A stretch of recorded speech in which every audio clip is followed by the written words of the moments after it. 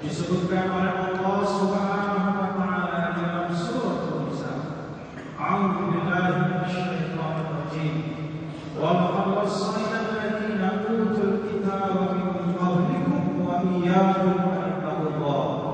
Wa in takfuru fa inna lillahi ma fis samawati wa ma fil ardi wa kana Allahu ghaniyyan hamida.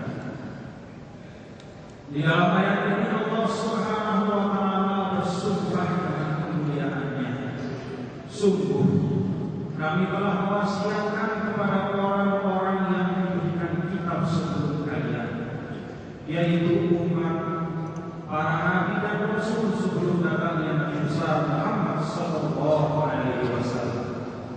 Dan demikian pula kepada kalian wahai umat Muhammad, dengan wasiat yang sama berlaku untuk semua manusia dari Adam alaihissalam sampai tidaknya hari kiamat. Anittaqullah, yaitu agar kalian semua bertakwa kepada Allah Subhanahu wa taala. Wa in takfuru fa inna lillahi ma fis samawati wa ma fil ardi. Apabila kalian kufur terhadap ajaran takwa itu, memilih untuk hidup di dunia ini dengan memenuhi hawa nafsu belaka, tidak peduli tuntunan Allah dan Rasulnya, tidak mempedulikan yang halal dan haram dari hukum-hukumnya, fa inna lillahi ma fis samawati wa ma fil ardi. Maka sesungguhnya milik Allah lah semua yang ada di seluruh lapisan langit dan bumi. Wa kana Allahu ghaniyyan hamida. Allah Maha Kaya serta Maha Terpuji. Ayat ini Allah Subhanahu wa taala mengingatkan kepada kita, disebutkan oleh para ulama. Ayat ini kata para ulama mengingatkan kepada kita semua bahwa seluruh amal baik yang dilaksanakan oleh manusia dari generasi ke generasi, seluruh amal baik itu kalau dilaksanakan dengan ibadah kepada Allah, satu bentuk keimanan dan ketakwaan kepada Allah, maka manfaatnya akan kembali kepada umat manusia itu sendiri.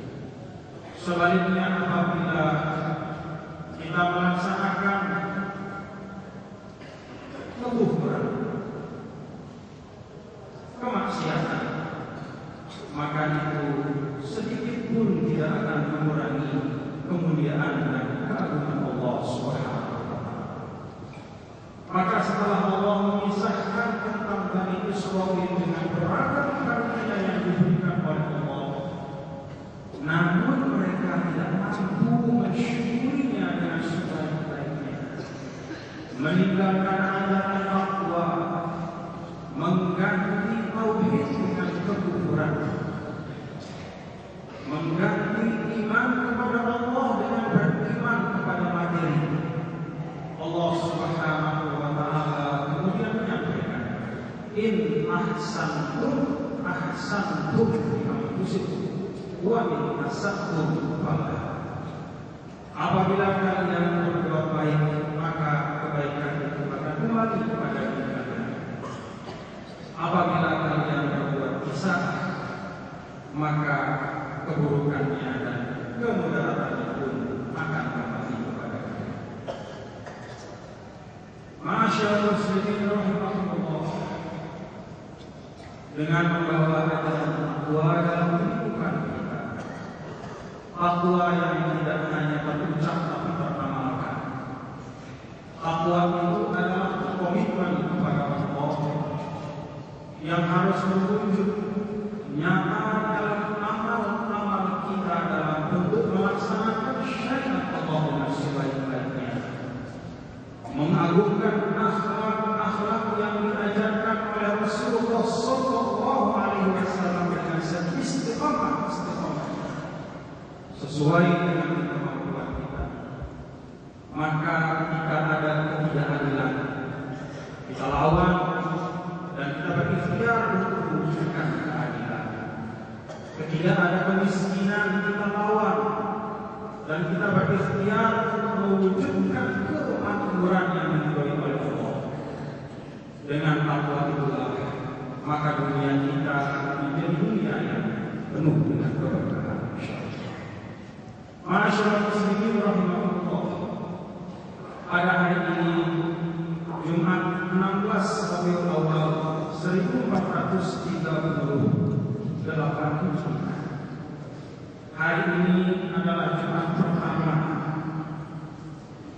kita sebagai umat Islam di Nusantara Barat melaksanakan sholat Jumat di Masjid Bukul Wafan Islam. Dalam kesempatan yang baik ini, Al-Khatib ingin mengingatkan kita semua pada komitmen dan niat awal kita ketika menggagas Masjid Bukul Wafan dan Islam Center. Ketika kita bermusyawarah sebagai satu kesatuan umat untuk memulai pembangunan Islam Center, ada hal-hal yang menjadi kesepakatan dan komitmen. Yang pertama, kita membangun Islam Center ini adalah sebagai penanda bahwa peradaban yang kita ikhtiarkan untuk terbangun di bumi Allah yang namanya Nusa Tenggara Barat ini adalah peradaban yang mausulatun ila sama. Mausulatun ila sama artinya bersambungan. Peradaban yang tidak diukur suksesnya semata dari terbangunnya bangunan yang megah, dari mantapnya infrastruktur yang dibutuhkan oleh masyarakat, tetapi diukur utamanya dan terutama dari sejauh mana nilai-nilai yang Allah Subhanahu wa Ta'ala ajarkan tertanam di dalam hati kita.